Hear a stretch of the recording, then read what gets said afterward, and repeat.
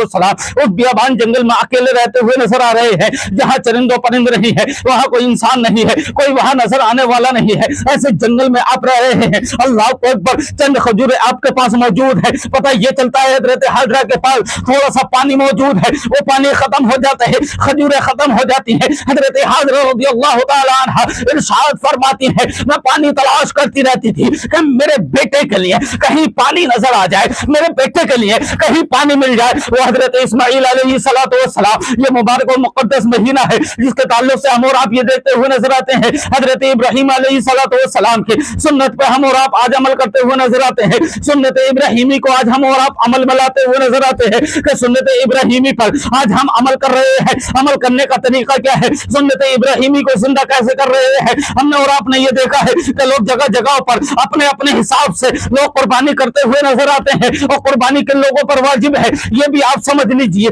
ये भी एक अहम मसला है कि कुर्बानी के लोगों पर वाजिब है। कुर्बानी उन लोगों पर वाजिब है जो साहिब निसाब है, जिसे अल्लाह रब्बुल इज्जत ने इतनी माल अता फरमाया है, इतनी दौलत अता फरमाई है, उन लोगों पर कुर्बानी वाजिब होती हुई नजर आती है। लेकिन कुर्बानी लोग करते हुए नजर आते हैं। कुर्बानी को आपने समझ लिया है कि कुर्बानी हमें करनी है। कुछ लोग ऐसे हैं जब जानवर खरीदने के लिए जाते हैं, जब वो खरीदने के लिए निकलते हैं तो उसके अंदर गोश्त को पहचानने की कोशिश करते हैं, कितना माल इसके अंदर मौजूद है, कितना गोश्त इसके अंदर मौजूद है। बोले इतना तो आ जाए हमारे हिस्से में कि हम पेट भर के खा लें।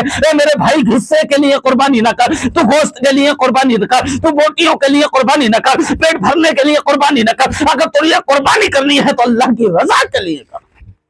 लेकिन आज देखा जा रहा है कि लोग रब की रजा के लिए कुर्बानी कम कर रहे हैं, बल्कि लोग गोश्त खाने के लिए ऐसे कर रहे हैं, लोग दिखावे के लिए ऐसे कर रहे हैं। मेरे भाई, तुम्हारे ऊपर जब कुर्बानी वाजिब है तो तुझे दिखावे की जरूरत नहीं है। तेरे ऊपर जब कुर्बानी वाजिब है तो ये दिखावा करने की जरूरत नहीं है। कुर्बानी जब तेरे ऊपर वाजिब है तो रब तबारक व तआला की रजा के लिए तुझे कुर्बानी करनी चाहिए। और कुर्बानी करने का तरीका आप समझ लीजिए, कुर्बानी करने का तरीका यही है, तुम्हारी जो नियत है वो ये होनी चाहिए कि अल्लाह रब्बुल इज्जत परवरदिगार आलम हमारी कुर्बानी को अपनी बारगाह में कबूल फरमा ले। और आज ये देखा जाता है कि लोगों से कहा जाए कि कुर्बानी तुम्हारे ऊपर वाजिब हो चुकी है, आपको कुर्बानी करनी चाहिए, तो तमाम तरह के बहाने लेता हुआ नजर आता है, तमाम तरह की बातें सुनाता हुआ नजर आता है, ये कहता हुआ नजर आता है कि मेरे ऊपर वाजिब ही नहीं है, मेरे पास इतना माल ही नहीं है, मेरे पास इतना सोना नहीं है, मेरे पास इतनी चांदी नहीं है। तेरे पास माल तो बहुत है, लेकिन तो उसे गिनती में लाता कब है। तेरे पास दौलत तो बहुत है, तू उसे शुमार कराना कब चाहता है। ऐसे मौके पर शुमार नहीं कराता।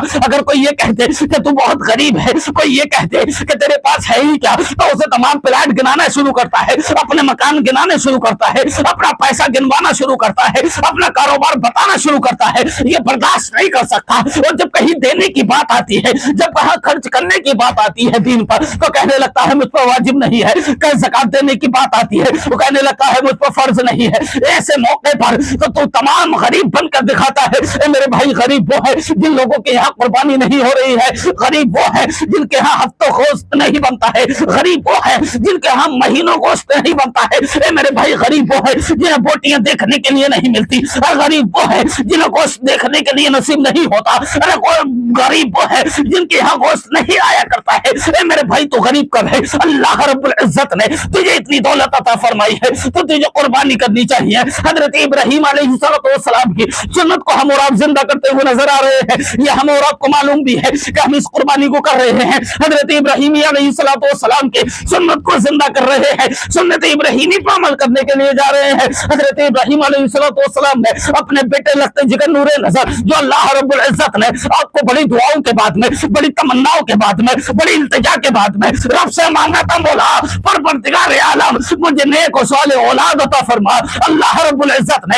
इतनी नेक और सालेह औलाद अता फरमाई। हजरत इब्राहिम अलैहिस्सलाम को रब तबारक व तआला का हुक्म होता है, ये इब्राहिम मेरी राह में वो कुर्बान करो जो तुम्हें सबसे ज्यादा अजीज है। हजरत इब्राहिम अलैहिस्सलाम ने 100 ऊंट कुर्बान कर दिए। दूसरी रात ख्वाब आता है, आपने 200 ऊंट कुर्बान कर दिए। तीसरी रात ख्वाब आता है, आप सुबह उठते हैं और अपने बेटे लगते जिगर नूरे नजर हजरत इस्माइल अलैहिस्सलाम से ये इरशाद फरमाते हैं, बेटा, ए मेरे बेटे, ए मेरे लगते जिगर, ए नूरे नजर, ए मेरे दिल के सुकून, ए मेरे दिल के चैन, एक बात बतानी थी। आपने अर्ज किया, आपने ये फरमाया اے میرے بیٹے ایک بات تم سے کرنی ہے. حضرت ابراہیم علیہ السلام نے اپنے بیٹے سے یوں فرمایا, بیٹے ایک بات تو ہماری سن لیجئے. حضرت اسماعیل علیہ السلام اپنے والد محترم کی بارگاہ میں عرض کرتے ہیں, والد محترم حکم فرمائیے, آپ کیا فرمانا چاہتے ہیں؟ حضرت ابراہیم علیہ السلام نے ارشاد فرمایا, اے میرے لخت جگر نور نظر, اے میرے بیٹے تمہارے والد نے ایک خواب دیکھا ہے. خواب میں رب تبارک و تعالیٰ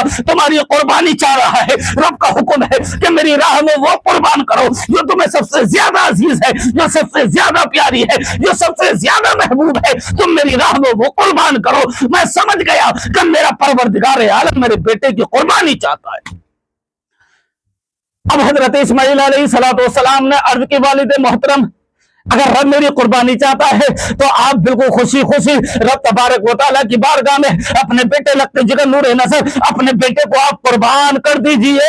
آپ کا بیٹا, آپ کا لخت جگر, آپ کا نور نظر بالکل بھی اف کرنے والا نہیں ہے, بلکہ اپنے بیٹے کو آپ صابر پاؤ گے. آپ کا بیٹا وہاں صبر والا آپ کو نصیب ہوگا کہ تمہارا بیٹا واقعی میں صابر ہے. آپ کا بیٹا بالکل تیار ہے. حضرت اسماعیل علیہ السلام نے اپنے والد محترم سے یوں عرض نہیں کیا ہے, آپ نے یوں نہیں فرمایا کہ میں آپ کی بات کو کیسے مان لوں کہ آپ نے خواب دیکھا ہے, میں یہ بات کیسے مان لوں کہ تمہارے خواب میں یہ آ گیا ہے کہ رب میری قربانی چاہ رہا ہے. آپ کے پاس دلیل کیا ہے؟ کوئی سوال نہیں فرمایا, بلکہ یوں فرمایا اگر رب چاہتا ہے تو آپ اپنے بیٹے کو بالکل قربان کر دیجئے اور اپنے بیٹے کو آپ صابر پاؤ گے.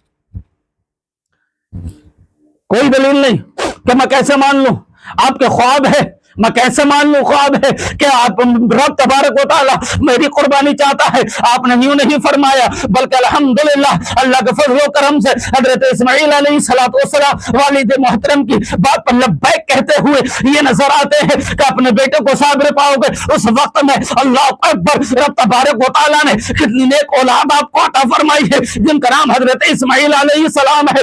اللہ اللہ. حضرت ابراہیم علیہ السلام اپنے بیٹے اپنے لخت جگر نور حضرت اسماعیل علیہ السلام کو وہاں سے تشریف لے کر نکلتے ہیں. آپ پتا چلتا ہے ہاتھ میں رسی لیتے ہیں, ایک ہاتھ میں چھری چھپا لیتے ہیں, اپنے بیٹے کو ساتھ ساتھ لے کر کے جا رہے ہیں. اللہ اکبر. یہ شیطان مردود نہیں کے پیٹ میں جب درد ہوتا ہے یہ حضرت حاجرہ کو بہکانے کے لیے جاتا ہے, لیکن حضرت حاجرہ کو تو بہکا نہیں سکتا, ان کے اوپر تیرا وار چل نہیں سکتا, تو کچھ نہیں بگاڑ سکتا ہے, کیونکہ ادھر رب ہے, ادھر رب قدیر ہے, ادھر اس کا خلیل ہے. پتہ یہ چلتا ہے کہ حضرت ابراہیم علیہ السلام اپنے اس امتحان میں رب کی بارگاہ میں قبول ہو جاتی, اپنے اس امتحان میں کامیاب ہوتے ہوئے نظر آتے ہیں حضرت ابراہیم علیہ السلام.